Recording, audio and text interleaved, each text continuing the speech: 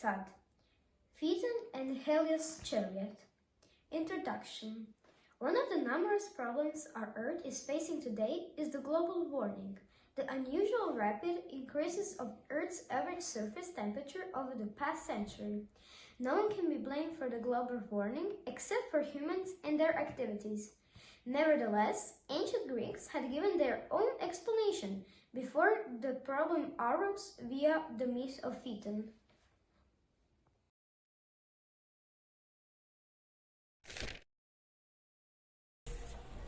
Phaethon and Helios. Phaethon, the son of Clymene, was a young man around the age of 18 who was unaware of his father's identity and raised exclusively by his mother. One day, out of desire to have his parentage confirmed, asked his mother and determined to know his father's true identity. Clymene, then feeling guilty for hiding the identity of Phaethon's father, revealed to him that his father was the sun, god Helios. Phaethon, determined to meet his father, travels to Helios' palace in the east.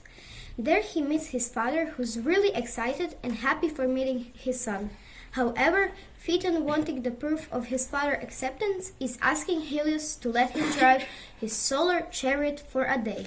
I would like to borrow your chariot, father. No, that's impossible. The horses are uncontrollable. But you promised you would do anything I will ask for. Helios, aware of the dangers, tries to change his son's mind, but fails. He is forced to lend Phaethon his chariot, feeling worried about his safety. Just be very careful, my son. I will. It's not like I have never seen horses before, Dad. These horses are stronger than mortals' horses. Just promise me that you will be careful as soon as I have already regretted giving you the permission. I promise. Chariot ride and fall. Phaethon, filled with the excitement and curiosity about his father's chariot, takes the chariot's reins eagerly and starts his ride. Soon enough, his father's warning got verified. His ride was disastrous. As soon as he took off, Phaethon realized the danger he had put himself into. He was incapable of keeping control of the fierce horses, and when they realized his inexperience and fear, they began to steer the solar chariot to a wild and dangerous course.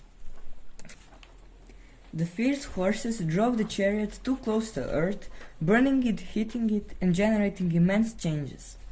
Phaethon burned the African continent, turning it into a desert, made the Ethiopian people black-skinned, and also caused considerable damage to the river Nile. The Earth, having had enough suffering from all the damage Phaethon had caused, asked Zeus for help. Zeus, father of all gods, ruler of all lands, please help me. Zeus immediately responded to her pleading and struck the young boy down with one of his lightning bolts, and Phaethon fell into Eridanus River. His family, upon hearing the news of his death, started to mourn him.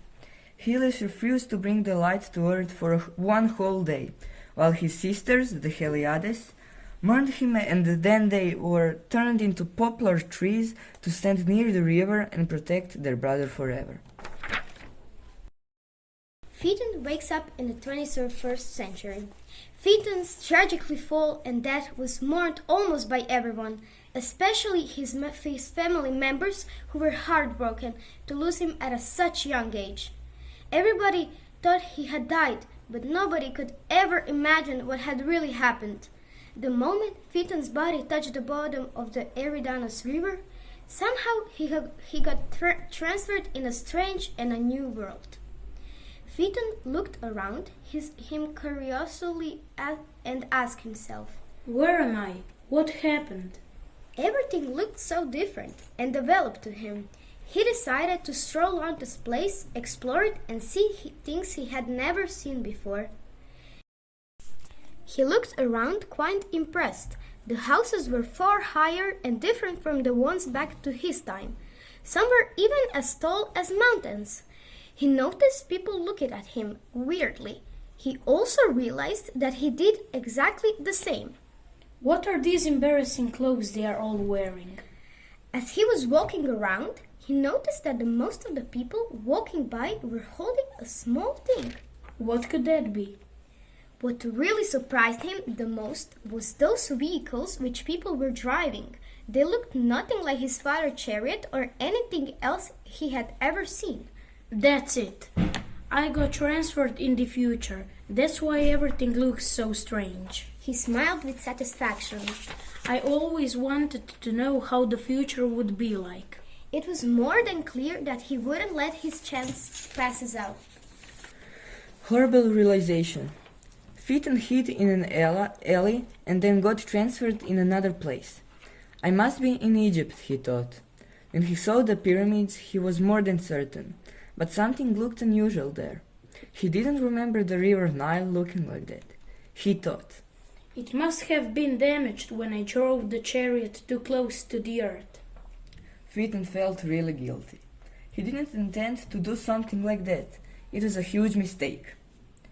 Not bearing to see what he did, he decided to find himself in another part of the earth. He immediately realized that he was in the North Pole. But something was going wrong here as well. It felt less cold than it usually did, and the icebergs were melting. He wanted so badly not to be responsible for that as well, but he was. He had burned the earth, and as a result, the temperature rose and the ice melted. He stayed there looking at the mess he had caused before getting to a new place. Where am I? I can't recognize this place. There wasn't a place on earth so dry, with no water, no plants, only soil. My fault again. He had never felt guiltier or sadder.